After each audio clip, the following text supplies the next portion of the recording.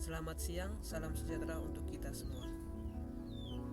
Sebelumnya, perkenalkan saya Bernardus Dunikoten dengan NIM 02321004. Pada kesempatan ini saya akan membahas terkait redesain terminal Lokaria TBC dengan pendekatan arsitektur humanis sebagai persyaratan untuk memenuhi tugas tengah semester Studio Perancangan Arsitektur 6. Tidak memperpanjang kata, kita langsung ke pembahasannya. Berikut yang pertama, latar belakang. Jadi seiring perkembangan zaman, maka aktivitas kegiatan manusia semakin beragam dan meningkat. Dampak dari semakin beragam aktivitas menimbulkan pergerakan manusia yang semakin beragam pula, sehingga diperlukan suatu sistem yang mengatur pergerakan, dan hal tersebut telah diatur dalam perundang-undangan tentang sistem transportasi di Indonesia. Dampak yang timbul adalah meningkatkan identitas pergerakan manusia sebagai man of power dan barang sebagai bahan produksi maupun sebagai hasil produksi. Kelancaran mobilitas penumpang maupun barang sangat dipengaruhi oleh faktor sarana dan prasarana transportasi. Jadi terminal Lokaria berperan penting sebagai pusat pertemuan berbagai moda transportasi yang tidak hanya memfasilitasi mobilitas masyarakat, tetapi juga berkontribusi terhadap dan peningkatan efisien perjalanan. Terminal Lokaria merupakan terminal penumpang tipe C yang memiliki trayek yang sedikit, yaitu hanya melayani trayek angkutan desa dan angkutan kota, yang diharapkan dapat memenuhi kebutuhan angkutan umum masyarakat Kota Maumere dan sekitarnya. Namun, dalam melakukan aktivitasnya, banyak angkutan umum dalam hal ini yang seharusnya berhenti di dalam terminal dan memarkirnya di area parkir pada setiap treknya ternyata lebih banyak melakukan di luar terminal, yang artinya bahwa fasilitas area parkir tidak memadai serta perjoningan yang tidak teratur dengan baik. Dan diketahui penumpang yang ada lebih memilih duduk di area kios dan ruko yang ada di area pintu masuk dikarenakan tidak nyaman yang berfaktor pada ruang tunggu. Jadi terkesan tidak difungsikan sebagai tempat transit penumpang. Keadaan ini mengakibatkan hanya sedikit angkutan umum yang masuk ke dalam terminal, yang pada akhirnya akan berdampak pada minimnya retribusi yang diterima. Berikut rumusan permasalahan. Yang pertama, bagaimana mengidentifikasi kekurangan desain terminal Lokaria tipe C saat ini dalam memenuhi kebutuhan dan kenyamanan pengguna. Yang kedua, bagaimana merumuskan konsep desain terminal Lokaria tipe C yang lebih humanis dengan memperhatikan kebutuhan dan kenyamanan pengguna. Yang ketiga, bagaimana mengimplementasikan konsep desain terminal Lokaria tipe C yang humanis dengan mempertimbangkan aspek teknik, estetika, dan berkelanjutan. Berikut maksud dan tujuan. Yang pertama, menganalisis kekurangan desain terminal Lokaria tipe C saat ini. Yang kedua, merumuskan konsep desain terminal Lokaria tipe C yang lebih humanis dengan pendekatan arsitektur humanis. Yang ketiga, mengembangkan desain detail terminal Lokaria dengan tipe C. Yang ketiga, mengembangkan desain detail terminal Lokaria tipe C yang humanis, efisien, dan berkelanjutan.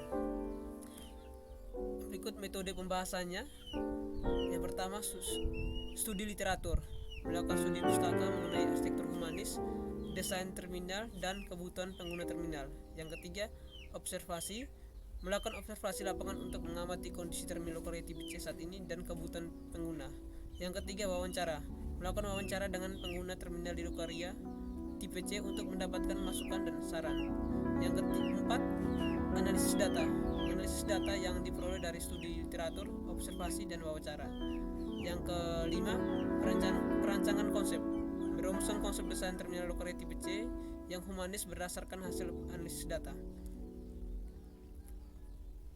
Yang keenam, perancangan detail, mengembangkan desain detail terminal Lokaria tipe C yang humanis, efisien, dan berkelanjutan. Yang ketujuh, evaluasi dan rekomendasi, mengevaluasi desain terminal Lokaria tipe C yang humanis dan memberikan rekomendasi yang untuk mengimplementasinya. Kita masuk ke tinjauan dan landasan teori. Yang pertama, pengertian terminal. Menurut Undang-Undang No tahun 1992 tentang lalu lintas angkutan jalan yang dikuatkan dengan keputusan Menteri Perhubungan No. KM 68 tahun 1993 tentang penyelenggaraan angkutan orang di jalan dengan kendaraan umum. Jadi pengertian terminal adalah prasarana transportasi jalan untuk keperluan memuat dan menurunkan orang atau barang serta mengatur kedatangan dan pemberangkatan kendaraan umum yang merupakan salah satu wujud simpul transportasi. Dan juga ada beberapa menurut Direktur Jenderal Perhubungan Darat 1995 dan juga menurut Mor EK 1995. Jadi teman-teman bisa langsung membacanya. Jadi yang berikut fungsi dan tujuan terminal.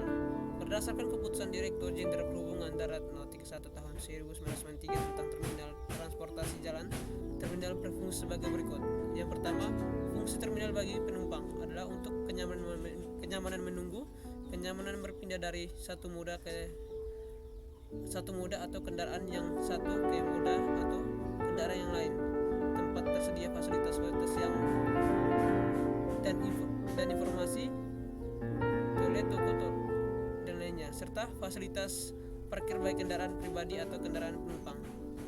Yang kedua, fungsi terminal bagi pemerintah antara lain adalah dari segi perencanaan dan manajemen lalu lintas dan menghindari kemacetan sebagai sumber pungutan retribusi dan sebagai pengendali arus kendaraan.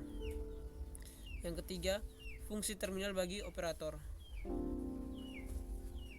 adalah untuk pengaturan pelayanan operasi bus, menyediakan fasilitas istirahat dan informasi awak bus dan fasilitas pangkalan. Terminal memiliki beberapa tujuan utama tergantung pada jenis terminalnya. Namun secara umum tujuan terminal adalah sebagai pusat pengumpulan dan pendistribusian. Yang kedua, memudahkan pengganti dan moda transportasi. Yang ketiga, meningkatkan efisien dan keamanan transportasi. Keempat, meningkatkan kenyamanan pengguna. Yang kelima, memfasilitasi perkembangan ekonomi. Yang berikut jenis dan tipe terminal. Berdasarkan jenis anggotanya sesuai keputusan Menteri Perhubungan No. 31 tahun 1995 tentang terminal transportasi jalan, terminal dibedakan menjadi: 1. Terminal penumpang adalah prasarana transportasi jalan untuk keperluan menaikkan dan menurunkan penumpang, berpindah intra atau antar moda transportasi serta pengaturan kedatangan dan pemberangkatan kendaraan umum. Yang kedua, terminal barang adalah prasarana transportasi jalan untuk keperluan membongkar dan memuat barang serta berpindah intra di antara moda transportasi. Jadi menurut Menteri Perhubungan Republik Indonesia nomor PM 24 tahun 2021 tentang penyelenggaraan terminal penumpang angkutan jalan, pada pasal 24 menjelaskan tipe dan kelas terminal penumpang menurut peran pelayanan yang terdiri dari terminal tipe A. Terminal ini merupakan terminal yang berfungsi utamanya adalah melayani kendaraan umum untuk angkutan lalu lintas barang negara atau angkutan antar kota provinsi dengan dibarengi pelayanan angkutan antar kota dalam provinsi, angkutan perkotaan serta angkutan pedesaan. Yang kedua, terminal tipe C. Terminal tipe B. Yang kedua, terminal tipe B. Terminal tipe B ini merupakan terminal yang memiliki fungsi utama yaitu melayani angkutan umum untuk angkutan antar kota dalam provinsi dengan dibarengi pelayanan angkutan perkotaan atau angkutan pedesaan. Yang ketiga, terminal tipe C. Terminal ini memiliki fungsi utama yaitu melayani kendaraan umum untuk angkutan perkotaan atau pedesaan.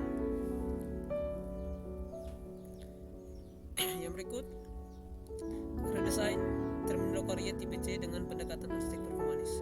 Menurut Helmi 2008 dalam Daltin 2019, redesign adalah perencanaan ulang untuk membangun kembali suatu karya bangunan guna mencapai tujuan tertentu. Sedangkan menurut John M. Strauss 1990 dalam Daltin 2019, redesign adalah sebuah kegiatan perencanaan dan perancangan kembali suatu bangunan atau suatu karya sehingga adanya perubahan fisik tanpa merubah fungsi awal melalui perluasan merupakan merubah maupun memindahkan lokasi.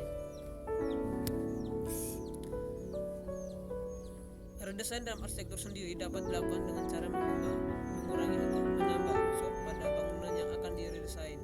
Menurut Veriana 2012 dalam Faradana 2002, dijelaskan ada beberapa hal yang perlu diperhatikan dalam merancang sebuah bangunan tambahan, yaitu ukuran dan bentuk, lahan, struktur, sistem mekanikal dan elektrikal.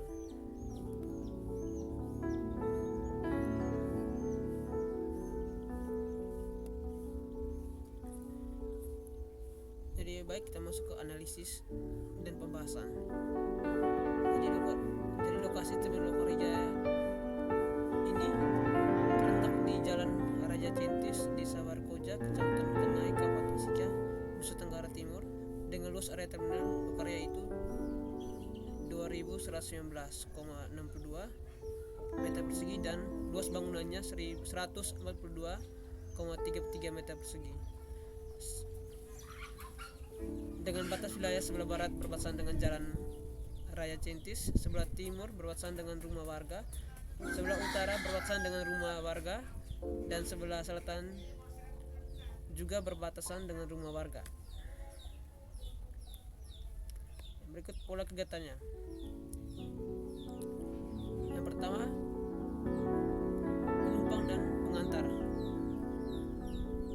Dikelompokkan kelompok ruangan hal penumpang, yaitu ruangan kedatangan, ruang keberangkatan, ruang tunggu dan sirkulasi. Yang kedua, area penunjang, yaitu kantin atau warkop, toilet. Pelaku kegiatan yang kedua, kendaraan. Kelompok ruangan area kendaraan, yaitu parkir angkutan desa dan parkir angkutan kota. Yang ketiga, pelaku kegiatan pengelola. Kelompok ruangan area operasional, yaitu ruang administrasi, ruang pengawas, gudang, dan toilet. Jadi teman-teman bisa langsung melihat di tabel berikut terkait sirkulasinya, di mana penumpang angkutan kota, penumpang dengan jalan kaki, dan penumpang dengan angkutan desa menuju ke pos pengawas, lalu ke ruangan kedatangan. Setelah itu angkutan langsung ke area parkir kota dan area parkir desa. Untuk penumpang langsung ke ruang tunggu. Di ruang tunggu ada fasilitas penunjang, ada kantin untuk warkop dan juga toilet. Setelah dari ruang tunggu langsung ke peron keberangkatan. Begitu pula dengan angkutan. Setelah itu langsung menuju ke pos pengawas, lalu menuju ke lokasi-lokasi yang sesuai dengan